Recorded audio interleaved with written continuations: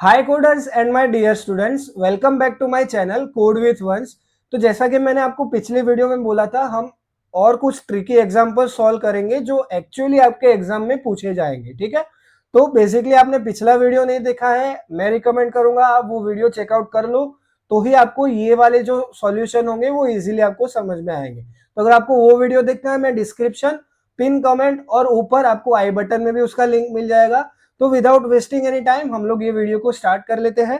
तो स्टेप्स हम लोगों ने कवर किए थे, आई होप आपने अपनी बुक में लिखा हुआ होगा वो स्टेप्स, नोट्स मैंने आपको दिए हैं, आप उससे भी रेफर कर सकते हो। तो यहाँ पे एक ट्रिकी एग्जांपल हम लोग ट्रिकी सा सॉल्व करने का कोशिश करते हैं। बेसिकली ये ट्रिकी इतना नहीं है, पर जो एग्जाम में कुछ इस तरह से आपको पूछे जाएंगे अगर विदाउट स्टैक वाले क्वेश्चंस आते हैं तो देखो, पहले तो क्वेश्चन आपको रीड करना है। क्वेश्चन में क्या लिखा हुआ है, कन्वर्ट फॉलोइंग एक्सप्रेशन। तो सबसे पहले आप यहीं पे रुक जाओ, आपको पहले एक्सप्रेशन डिटरमाइन करना पड़ेगा जो फर्स्ट स्टेप था, क्योंकि यहाँ पे लिखा नहीं हुआ है कि कौन सा एक्सप्रेशन। ठीक है, तो आपको देख के समझना पड़ेगा।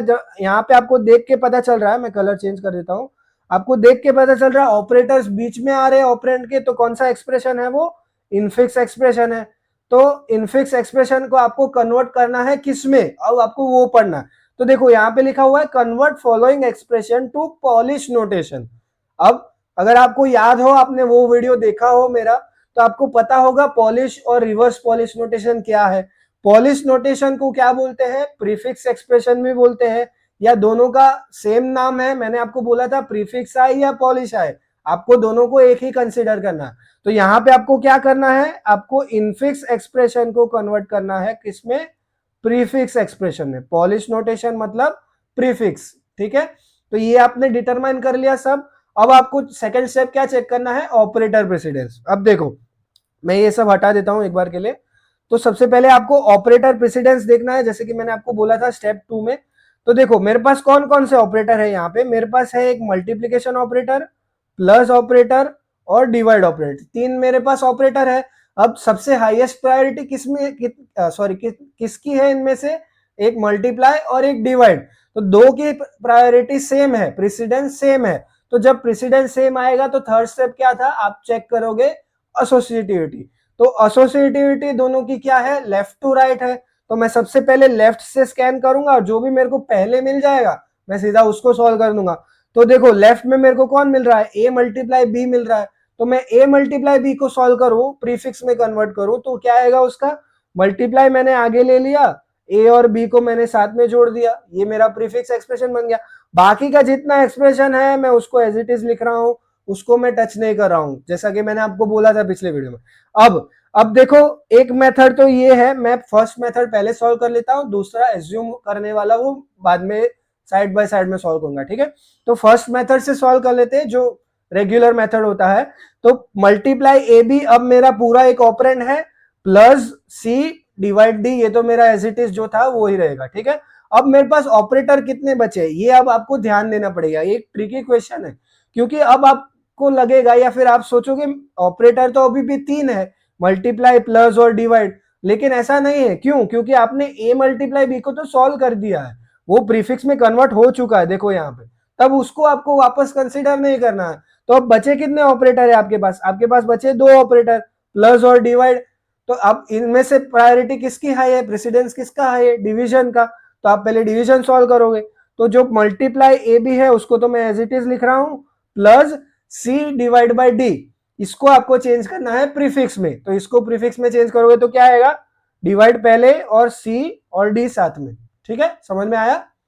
अब देखो, अब यहाँ पे सबसे चैलेंजिंग टास्क आता है, यहां तक तो आपको इजीली समझ में आ गया होगा, लेकिन अब आगे इसको कैसे सॉल्व करोगे आप।